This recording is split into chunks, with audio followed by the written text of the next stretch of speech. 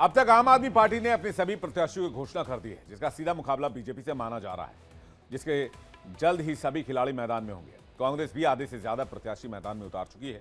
इसी बीच मोदी सरकार में मंत्री रामदास अठावले ने भी दिल्ली के दंगल में उतरने के लिए ताल ठोक दी है। रामदास अठावले की party Republican party of India ने 15 सीटों पर अपने प्रत्याशी उतार दिए हैं। इसके अलावा AIMIM सभी 70 सीटों पर चुनाव लड़ने का मन बना रही है। बीएसपी और एनसीपी भी चुनावी मैदान में होंगे। ऐसे में दिल्ली के चुनाव में घमासान जमकर होने वाला है।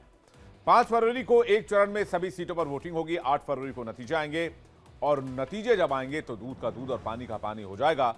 ये पता चल जाएगा कि आखिरकार दिल्ली की जनता ने किस पार्टी पर अगले 5 साल के लिए मुहर लगाई है।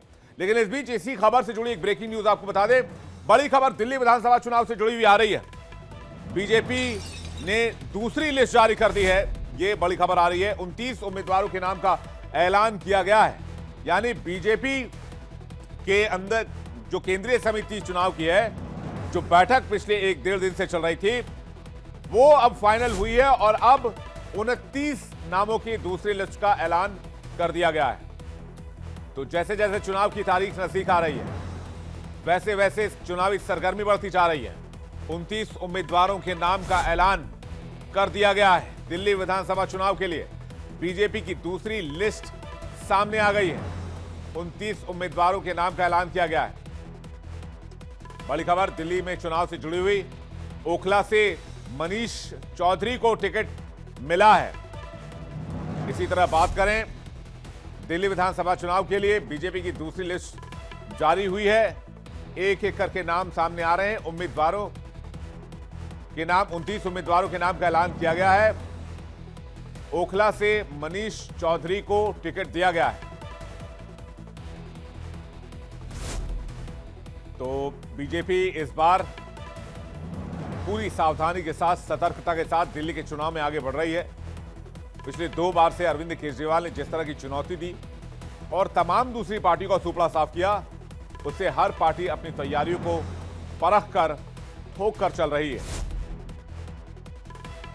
हमारे साथ हमारे सहयोगी आंचल इस वक्त जुड़ रहे हैं। इसी खबर पर उनके पास चलते हैं। आंचल, क्या है पूरी खबर और नाम कौन से हैं बड़े इसमें ये जो लिस्ट आई है?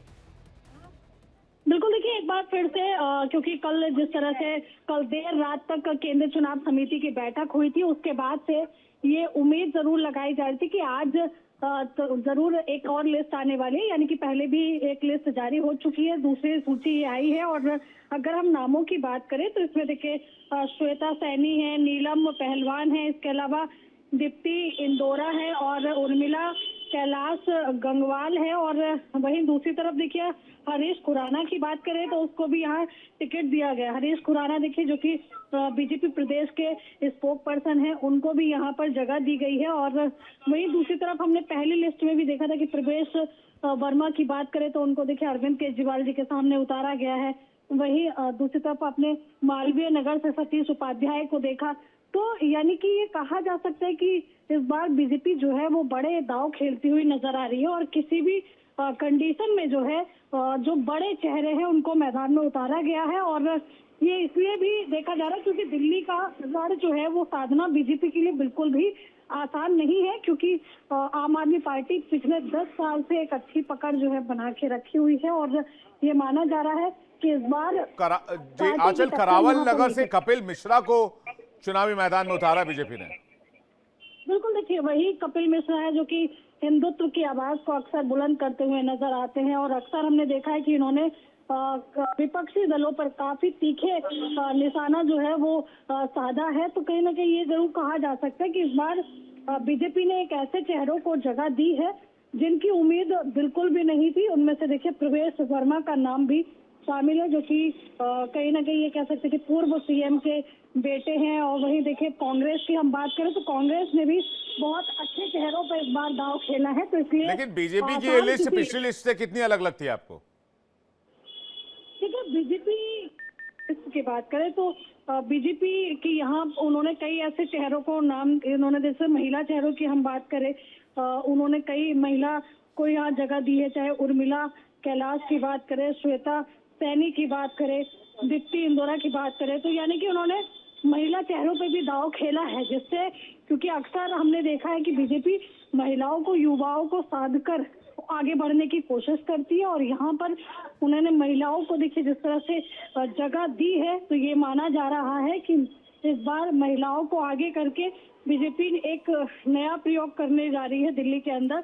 और अब देखिए प्रयोग कितना कामयाब होता है। हालांकि लक्ष्मीनगर से कैंडिडेट बीजेपी ने रिपीट किया है, लेकिन पिछली बार 62 सीट जो है वो आम आदमी पार्टी के खाते में गई थी और बीजेपी के लिए काफी मुश्किल हो गई थी, जबकि कांग्रेस पार्टी का तो एक तरह से आम आदमी पार्टी ने दिल्ली में सफाया ही कर दिया है।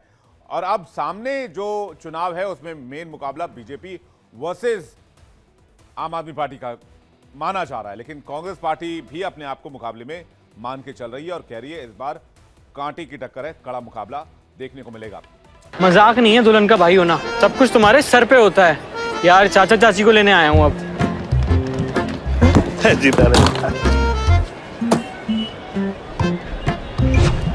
बेटा तुम सीएनजी गाड़ी लाए, सामान कहाँ रखोगे? चाचा जी, दिल और बूट स्पेस दोनों में बहुत जगह है। हाई सीएनजी डुओ मतलब ड्यूअल सिलेंडर नीचे, पूरी बूट स्पेस ऊपर, यानी स्पेस भी माइलेज भी। High CNG Duo in Hyundai Exter and Grand Iton Neos।